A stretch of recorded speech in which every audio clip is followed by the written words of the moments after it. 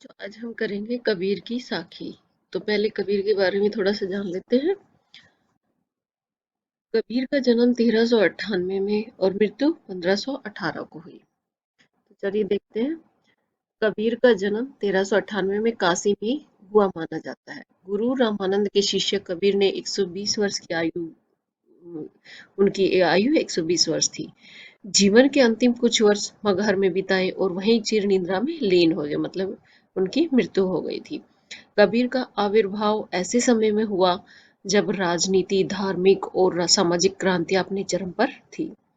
कबीर क्रांतदर्शी कवि थे। उनकी कविता में गहरी सामाजिक चेतना प्रकट होती है। उनकी कविता सहज ही मर्म को छू लेती है।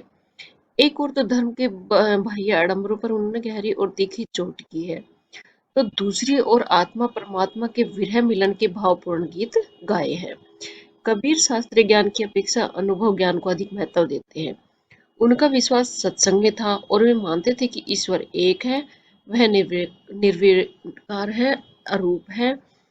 कबीर की भाषा पूर्वी जनपद की भाषा थी। उन्होंने जन चेतना और जन भावनाओं को अपने शब्द और साखियों के माध्यम से जन जन तक पहुंचाया। चलिए अब व्याख्या कर लेते हैं। ऐसी वाणी बोलिए मन का आपा खोए, अपना तन शीतल करे औरन को सुख होए। वाणी होता है वचन, बोली, आपा अहंकार, शीतल ठंडा, औरन को दूसरों को। तो प्रस्तुत साखी में संत कबीरदास जी अहंकार और कटु जो वचन है उनको त्यागने का संदेश देते हुए कहते हैं कि लोगों को अपने मन का अहंकार त्याग देना चाहिए और ऐसे मन के अहंकार को त्याग कर ऐसे मीठे वचन बोलने चाहिए जिनसे उनका अपना जो अपना शरीर है वो शीतल हो और शांत हो जाए और उनको प्रसन्नता मिले। और साथ ही सुनने वाले उनको तो प्रसन्नता मिलेगी ही, लेकिन जो सुनने वाले दूसरे हैं उनको भी सुख मिले। अतः हमें आपस में मीठे बोल बोलकर मधुर व्यवहार करना चाहिए। कस्तूरी कुंडली बसई, मृग ढूंढई बन माही, ऐसे घटी घटी राम है दुनिया देखे नाही। अब इसमें आ गया कस्तूरी। कस्तूरी होता है एक ऐसा सुगंधित पदार्थ जो एक विशेष हिरण की नाभि में पाया जाता है। कुंडली होता है कुंडली नाभि। बसई बसता है। ढूंढई ढूंढना। मृग मृग क्या होता है हिरण। वन होता है वन। माही माही क्या होता है के भीतर। मध्य ऐसे घटी घटी राम है दुनिया देखे नाही। घटी घटी होता है घट घट में कण कण में। नाही नहीं नाही होता है नहीं। तो इसमें कबीरदास जी कहते हैं कि जिस प्रकार कस्तूरी नामक सुगंधित पदार्थ हिरण की अपनी नाभि में होता है, किंतु वह उसकी सुगंध महसूस करके उसे पाने के लिए वन वन में परेशान होकर घूम भटकता रहता है, ठीक उसी प्रकार जो राम का नाम है वो सृष्टि के कण कण में तथा प्राणियों के हृदय में निवास करते हैं, किंतु संसार में रहने वाले लोग जो अज्ञानवश उसे देख नहीं पाते और परेशान होकर इधर उधर ढूंढते रहते हैं। इसलिए हमें ईश्वर को बाहर न खोजकर अपने भीतर ही खोजना चाहिए। जब मैं था तब हरि नहीं, अब हरि है मैं नाही, सब अंधियारा मिटी गया तब दीपक देखा माही। अब इसमें कबीरदास जी कहते हैं कि जिस समय मेरे अंदर मैं था, मैं मतलब अहंकार था, तब भगवान नहीं थे।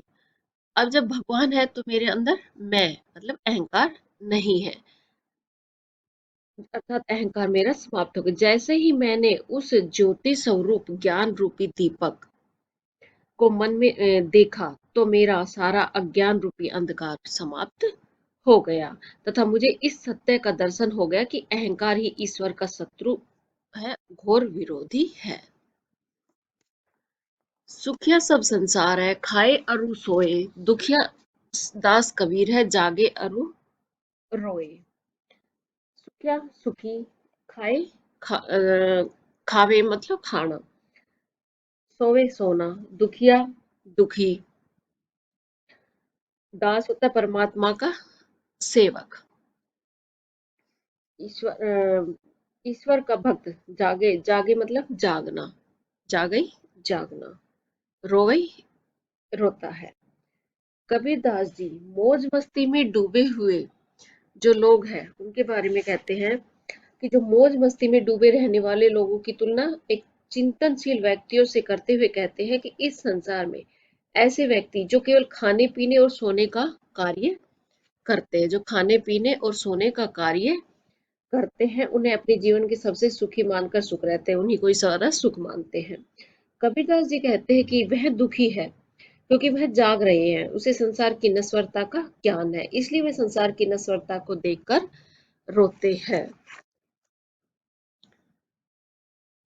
विरह भुवंगम तन बसी मंत्र न लागे कोई, राम वियोगी ना जीवई जीवई तो बुरा होई। अब विरह होता है मिलन न होना या वियोग। भुवंग सांप, तन शरीर, बसई बसता है, रहता है। मंत्र होता है उपाय, कोई भी तरीका युक्ति निकालना। लागई होता है लगना। वियोगी, वियोगी होता है प्रेम में व्याकुल रहने वाला। जीवई जीता है। बोरई जो बोरा पागल। कबीरदास जी कहते हैं कि जिन व्यक्तियों के शरीर में राम का विरह रूपी सांप बस जाता है, जो राम का विरह वियोग रूपी सांप बस जाता है, उससे बचने की कोई आशा, कोई उपाय शेष नहीं रहता। वह राम के वियोग के बिना जीवित नहीं रह पाता। यदि किसी कारण से वह जीवित रह भी जाता है तो परमात्मा को पाने के लिए पागलों की भांति ही जीवन व्यतीत करता है। परमात्मा से मिलन ही इसका एकमात्र उपाय है। निंदक नेड़ा राखे आग्नि कुटी बधाए, बिन साबण पानी बिना निर्मल करे सुभाई। निंदक होता है निंदा करने वाला। नेड़ा होता है करीब या पास में। राखिए रखिए। आंगनी होता है आंगन। कुटी कुटिया। बधैया, बधाई होता है बनवाकर। सावण होता है साबुन, जिसे हम नहाते हैं वो साबुन। निर्मल पवित्र। पानी पानी। अब होता है सुभाई। सुभाई होता है जो भी चरित्र और हमारा जो मन होता है उसे कहा गया है। तो कबीरदास जी कहते हैं कि जो व्यक्ति हमारी निंदा करता है उसे हमें उस व्यक्ति को सदा अपने पास ही रखना चाहिए। जो हमारी निंदा करता है उसे हमें अपने पास रखना चाहिए। यदि संभव हो तो अपने आंगन में एक कुटिया बना दे। उस जो निंदा करने वाले हैं उनकी एक अपने आंगन में कुटिया बना दे, जिससे वह हमारे करीब ही रह सके। वह हमारे बुरे कार्यों की निंदा करके बिना साबुन और पानी के ही हमारे स्वभाव को अत्यंत स्वच्छ और पवित्र बना देगा। पोथी पढ़ी पढ़ी जग मुआ, पंडित भया न कोई, एक ही असीर पीव का पढ़े से पंडित होए। पोथी होता है ग्रंथ। पोथी क्या होता है ग्रंथ। पढ़ी पढ़ी पढ़ पढ़ कर। जग संसार, हुआ मर गया। पंडित भया न कोई, पंडित ज्ञानी व्यक्ति, भया हुआ। एक ही असीर पीव का। एक ही होता है एक ही, असीर होता है अक्सर, पीव प्रियतम, परमात्मा सुख वह। तो इसमें कहा गया है, कबीरदास जी कहते हैं कि इस संसार में लोग धार्मिक पुस्तकें पढ़ पढ़कर मर गए किंतु कोई भी ज्ञानी नहीं बन सका। इसके विपरीत जो मनुष्य प्रियतम यानी परमात्मा या ब्रह्म के प्रेम से संबंधित एक भी अक्षर पढ़ लेता है या जान लेता है, वह सच्चा ज्ञानी अर्थात पंडित हो जाता है। भाव यह है कि जिसने परमात्मा को जान लिया वही सच्चा ज्ञानी हो जाता है।